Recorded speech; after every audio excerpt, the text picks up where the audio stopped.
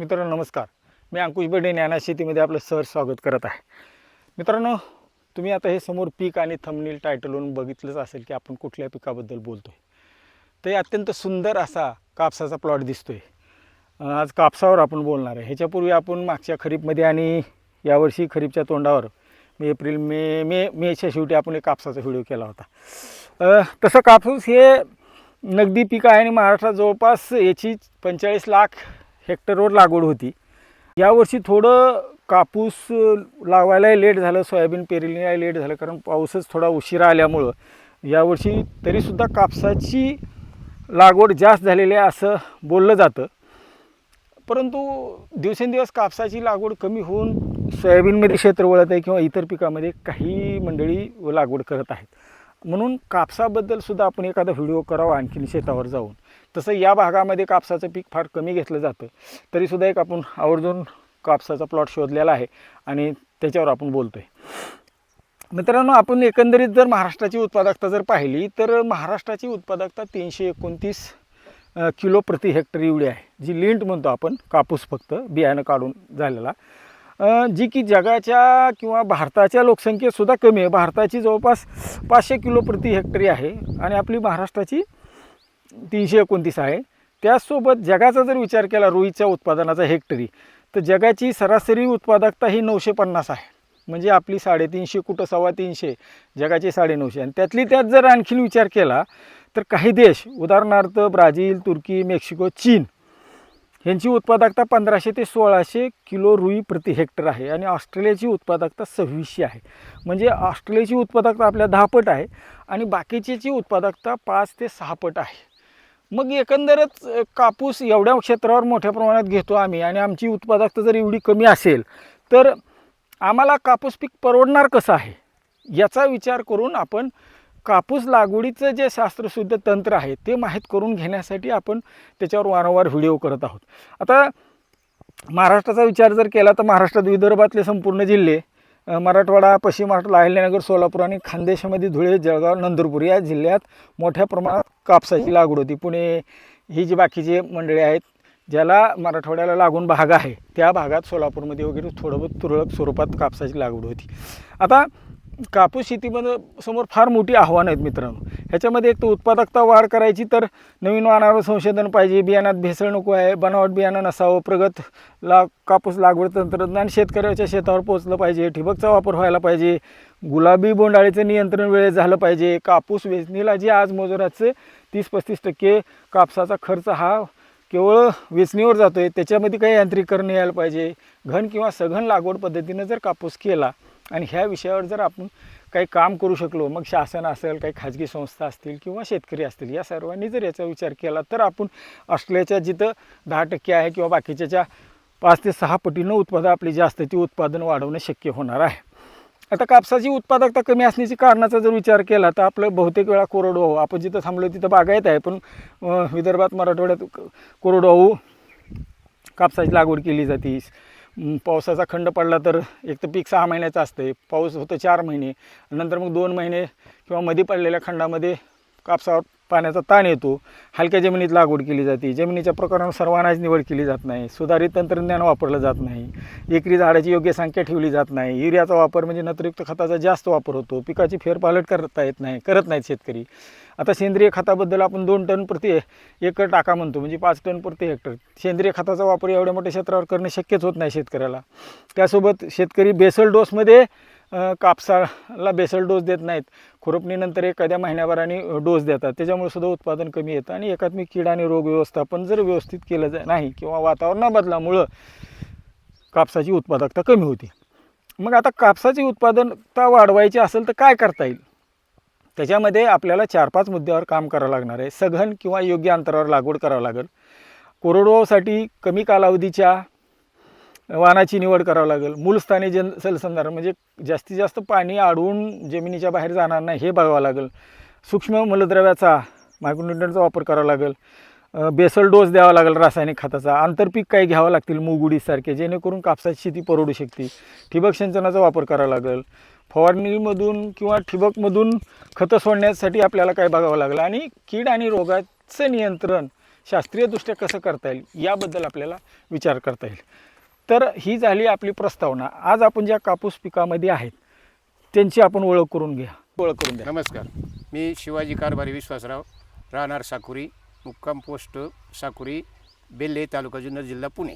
बरं, पुणे जिल्ह्यामध्ये आपल्याकडे तशी कापसाची लागवड फार कमी होती. पुणे जिल्ह्यामध्ये उत्तर जुन्नर तालुका त्याच्यातही जुन्नरचा पूर्व भाग ह्या पट्ट्याचं फक्त कापसाची लागवड होती. किती वर्षापासून तुम्ही कापसाची लागवड करता? मी साधारणपणे 30-40 वर्षापासून झालं कापूस. बरं, आणि हे क्षेत्र किती आहे आता? हे साधारण 1 एकरच्या आसपास. 1 एकरच्या आसपास आहे. बरं, कापसामध्ये तुम्ही आता लागवड 30-40 वर्षापासून करता, पण आपली उत्पादकताचा जर विचार केला 300, 350 किंवा 10 क्विंटलच्या वर कापूस होत नाही सर्वसाधारण. ॲव्हरेजमध्ये तो तर 7-8 क्विंटलच होतो. मग आता मी चर्चा केली थोडी प्रस्तावनेमध्ये, त्याप्रमाणे कापूस उत्पादन वाढवण्यासाठी तुम्ही काय काय तंत्र वापरताय? आता हे 1 एकर क्षेत्र आहे, ह्या 2 ओळीतलं आणि 2 रोपातलं अंतर किती ठेवलं आहे? हे 2 ओळीतलं अंतर 7 फूट आहे, 6 ते 7 फूट आहे. 2 रोपातलं अंतर कमी येते, वाढ जास्त पाहिजे, पण हे 2 रोपामध्ये अंतर कमीत कमी 3 फूट 4 फूट तरी अंतर पाहिजे. बरं, हे माझं 2 फूट 2.5 फुटाचं अंतर झालेलं आहे. बरं, आता तुम्हाला जे ऑस्ट्रेलियामध्ये जिथं 2600 रुई, 2600 किलो रुई प्रति हेक्टरी म्हणजे 2.5 एकराला, म्हणजे एकराला 100-1000, तिथं आपली फक्त एवढी इतकी कमी आहे 329, 450, 500 भारताची. ही कशामुळं आहे?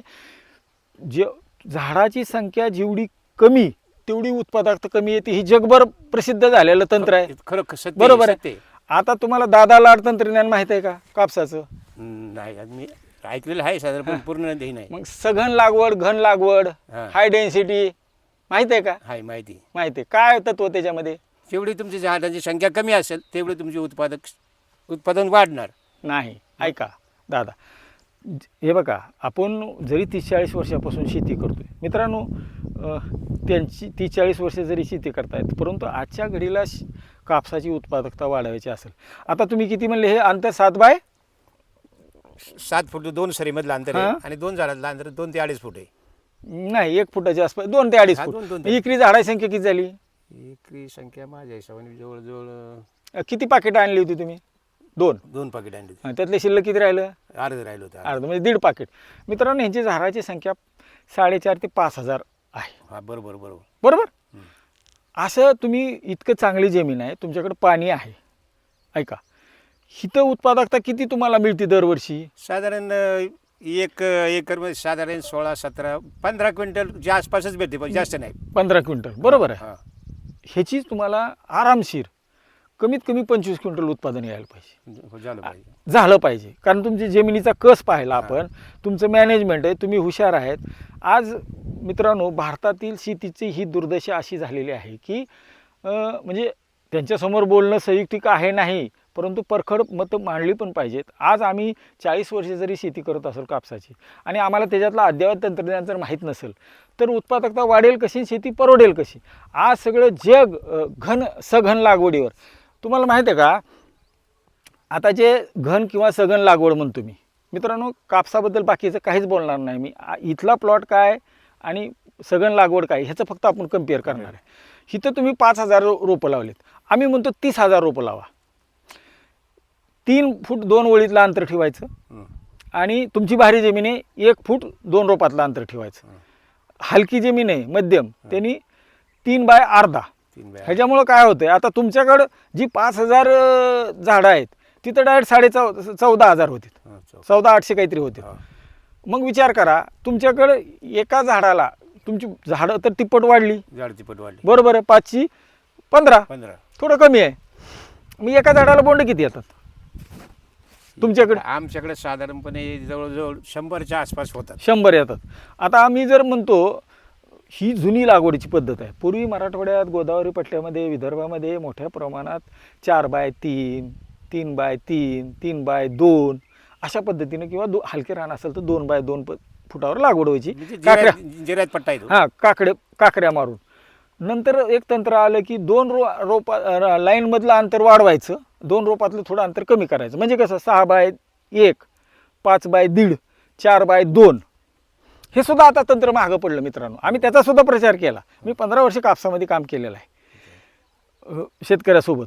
तर आता तंत्र हेच आहे की 3x1 किंवा 3x अर्धा हेच झाडाची संख्या वाढवा, 150 दिवसाचं पीक घ्या आणि 150 दिवसात रान मोकळं करा आणि पुढचं रबीचं पीक घ्या, हरभरा किंवा गहू किंवा राजमा किंवा तुमच्याकडे भाजीपाला आहे, पाणी भरपूर आहे, तुम्ही कुठलंही पीक घेऊ शकता तुम्ही. आणि बोंडअळीचा जर प्रकोप कमी करायचा असेल तर तुम्हाला ह्याच्यावर जावंच लागेल. फक्त ह्याच्यामध्ये एकच आहे की जसे मी उत्पादकता कमी असण्याची कारणं म्हणतो, बेसल डोस जमिनीत द्यायला पाहिजे.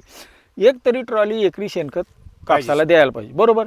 त्याच्यानंतर ह्याच्यामध्ये कोरडवाहूचा जो बेसल डोस आहे मित्रांनो, तो आहे की 48-24-24 आणि बागायती जर असेल तर आपल्याला याच्यापेक्षा थोडं जास्त वाढवून खत द्यावं लागते.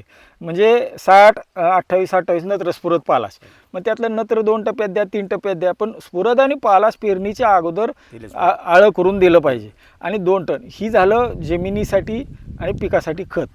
लागवड 3x अर्धा 3x1. आता याच्यामध्ये सगळ्यात महत्त्वाचा मुद्दा काय येतो दादा, की ज्यावेळेस तुम्ही इतकी जवळ लागवड करता त्यावेळेस तुम्हाला त्याची झाडाची वाढ कमी करावी लागते आणि मग त्यासाठी आपल्याला काही गोष्टीवर लक्ष द्यावं लागतं. कसं की आता तुम्ही हा वाण कुठला वापरला आहे,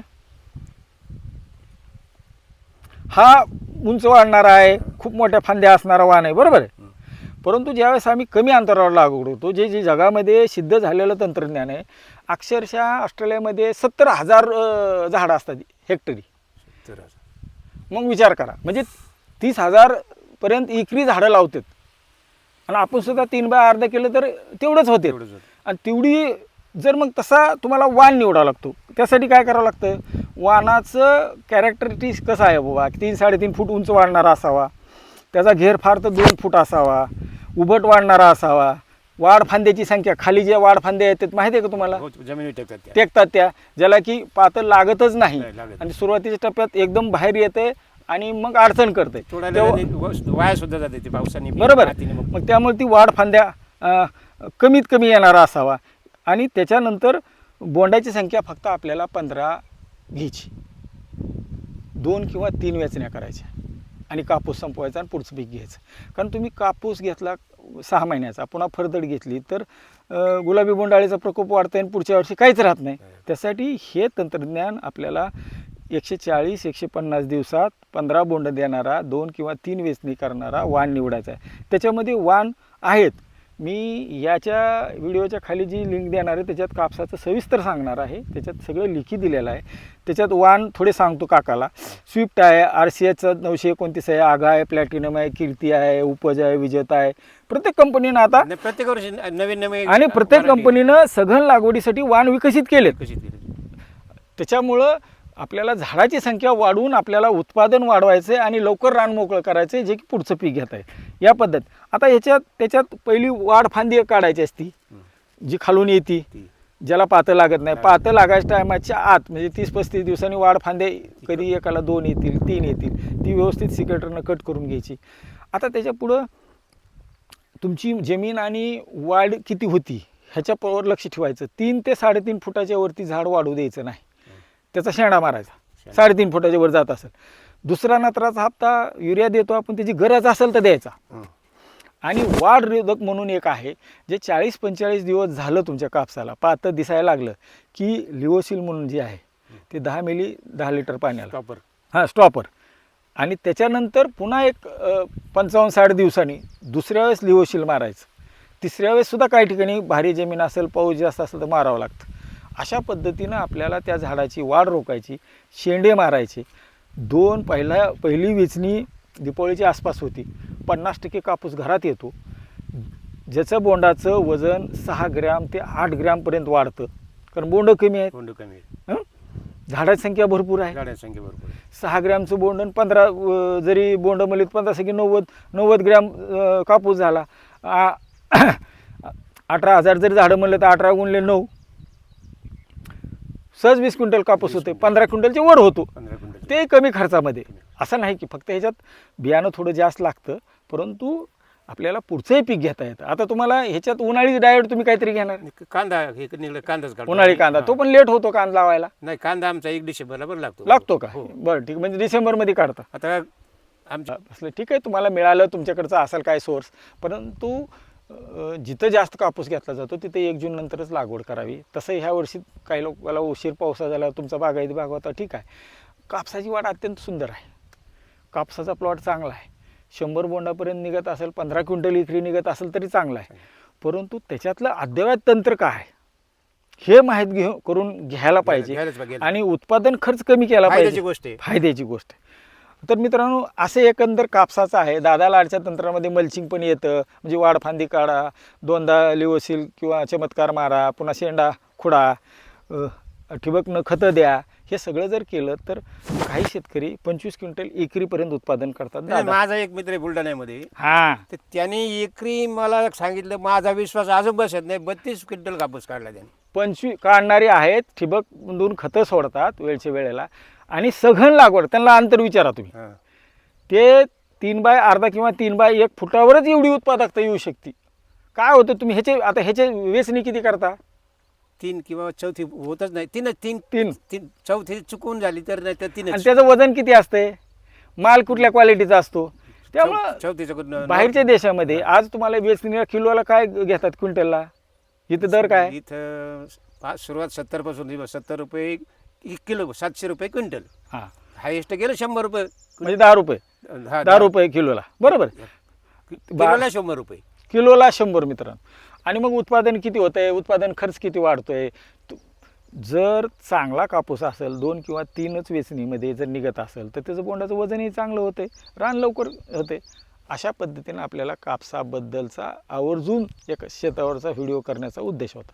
आता तुम्हाला काय वाटतं, कापूस तुम्ही समाधानी आहेत का ह्या पिकाबद्दल? उत्पन्न पैसे होतात का? आता तुमच्या सांगण्याप्रमाणे मी बघितलं तर म्हणजे आणि माझं एक वैयक्तिक मत आहे, मी जैविकचं थोडं काम करतोय आणि मला जैविक आणि सगळं शासनाने जास्त जोर जैविकच दिलेलं आहे सेंद्रियवरती. ह्या उत्पादनावर मी सुद्धा समाधानी नाही खरं. उत्पादन किती खर्च येतो एकराला? खर्च साधारणपणे आता बियाणे वेचणी सहित? वेचणी सहित साधारण तो जातो 30-40 हजारावर जातो. नाही, जास्त होतो. 50 हजारापर्यंत जातो. 50. उत्पन्न किती येते? 15 निघलं तर पण 1.5 लाखापर्यंत जाते. 1.5 लाख नाही होतच नाही, 7,000चा दर लाख रुपये होतात. आणि त्यात खर्च जातो 40-50. 40-50 आणि कालावधी जातो 6 महिने. 6 महिन्याचा. मग असा विचार करून आपल्याला दादा इथून पुढे शेती करायची. ठीक आहे, तुम्ही 30-40 वर्षे करताय, तुम्ही स्वतः उभा राहून करताय म्हणून तुम्हाला 2 पैसे होतात, तुमची जमीन चांगली आहे, तुमच्याकडे पाणी चांगलं आहे. पण मराठवाडा विदर्भातल्या जिथं पावसावर शेती आहे किंवा ज्यांना पाणी कमी आहे, ज्याची रानं अशी तशी आहेत, त्यांनी फार विचारपूर्वक शेतीमध्ये डोकं लावून शेती केली तरच शेती राहणार आहे. नाहीतर आज आपण म्हणतो किती जण लोक शेती म्हणतात शेती परवडते. तुमचा बागायती बाग सोडून द्या, बाकीकडे किती लोक म्हणतात. आता आमचा बागच म्हणतो शेती परवडत नाही. जिरायतेवाल्यांचा तर प्रश्नच राहिला. ऐकून घ्या, आज कंडिशनाची खरोखर उत्पादन क्षमता घटली, बरोबर, खर्च वाढलेला आहे, बरोबर, बाजारभाव नाही, बाजारभाव नाही, हवामान साथ देत नाही, हवामान साथ देत नाही, खता बियाण्याच्या रेट वाढले, मजूर मिळत नाही, मिळाला तर त्याचं 600-700 रुपये गड्याला द्यायचे. मग ह्या सगळ्यातून बाहेर पडायचं असेल तर काय करायला पाहिजे, काय वाटतं? फक्त उत्पादनच वाढलं पाहिजे. पर्याय फक्त एकच आहे, आपण बाजारभाव आपल्या हातात नाही. बरोबर, शासन आज बाजार वाढेल पण तिच्या पुढे आपल्या कॉम्पिटिशन मध्ये जगाच्या मार्केटमध्ये आपण कुठेतरी मागे राहणारच आहे. शहरात 600 निघणारच आहे. महाराष्ट्राची कापसाची उत्पादकता 329 क्विंटल रुई पर एकर आहे, हेक्टर. तीच जगाची 940 आहे, ऑस्ट्रेलियाची 2600 आहे. मग किती फरक आहे? 2600. चायना, ब्राझील ही 1600-1700 घेतात. म्हणजे आम्ही 350 कुठं आणि 2600, 900, 1800. आम्ही उत्पादकताच वाढवणार नसेल, तंत्रशुद्ध शेती हे शास्त्र जर समजून घेणार नसेल, समजून घेतलंच पाहिजे तरच. आणि मग पुन्हा काय म्हणतो आम्ही, शेतीच परवडत नाही. बरोबर आहे का नाही? बरं, कापूस उत्पादक शेतकऱ्याला काय सल्ला द्याल तुम्ही, काय म्हणजे किंवा एकंदरीत शेतीबद्दल तुम्हाला आता तुमचा अनुभव एवढा आहे, शेती कशी परवडेल किंवा शेती कशी करावी? आता बर्ले सरांनी ज्या सांगितलं त्याप्रमाणे आणि माझ्या 30-40 वर्षाच्या अनुभवातून तर त्यांनी सांगितले तुमचे रोपांची संख्या वाढवली पाहिजे. बरोबर. आणि जो वाण आहे त्याचा सुद्धा त्यांनी सांगितल्याप्रमाणे वापर केला पाहिजे, तर तुमचं उत्पादन वाढलं तर तुमचं फायदा होणार आहे आणि तुम्हाला शेती परवडणार आहे. अन्यथा शेती परवडणार नाही. खत देता किती देता कधी देता? आता आम्ही लागवडच्या टायमाला थोडा बेसल डोस देतो आणि त्याच्यानंतर 1-1.5 महिन्यानंतर 2 महिन्यानंतर 1 डोस देतो. बरोबर. आणि 1-2 फवारण्या करतो, दुसरं काय नाही. फवारण्या कशाच्या? आपल्या स्टेमरीज आणि बायो-95ची फवारणी करतो. तुमच्या जैविकमध्ये हां, हां. आणि एक केमिकलची एखादी आणि ही एखादी अशा 2-4 फवारण्या होतात. आणि पाण्यातून एखाद्या लिक्विडमध्ये जैविकचं सोडतो. बरं बरं, काय सोडतं सांगा की जरा. शेत आणि स्टेमरीज पाण्यातून सोडतो आणि के सोडवतो. आता हे बोंड निघा टायपाला के सोडतो म्हणजे बरोबर. फुगवणीसाठी. मित्रांनो, त्याच्यामध्ये असं अपेक्षित आहे, पाण्यातून सोडायचं असेल किंवा जमिनीवर विस्कुटून द्यायचं असेल तर आपल्याला ट्रायकोडर्मा टाकता येतो. पहिल्याच पावसात, दुसऱ्या पावसात लागवड झाल्यानंतर मेट्रायझम टाकता येते. पॅसिलोमायसिस, सुडोमोनास आहे, भिवरी आहे. आणि फवारायचंच असेल जरी त्यांनी त्यांची वेगळी कंपनीची नावं सांगितली असतात, आपल्या लेकॅनिसिन लेकॅनी आहे, नोमोरिया रिलाई आहे, बॅसिलस सबटिलिस आहे, बॅसिलस थुरिंजिलिस आहे. ह्या प्रकारे जैविकसुद्धा फवारण्या करून कापसाची वरचं कीड आणि रोग नियंत्रण करता येतं. तंत्र समजून घेऊन पिकाला जागल तसं वेळच्या वेळेला केलं तरच त्या पिकाचं उत्पादन वाढू शकतो. आज आम्ही कुठल्याही पिकाचा विचार केला तर सरासरी आम्ही जगाच्या उत्पादनाच्या 3ऱ्या हिश्श्यावर आहेत. बरोबर आहे. आणि मग आम्हाला कापसाला 10,000 रेट पाहिजे, सोयाबीनला 8,000 पाहिजे. ठीक आहे, 8,000 मिळाला तर चांगलंच आहे.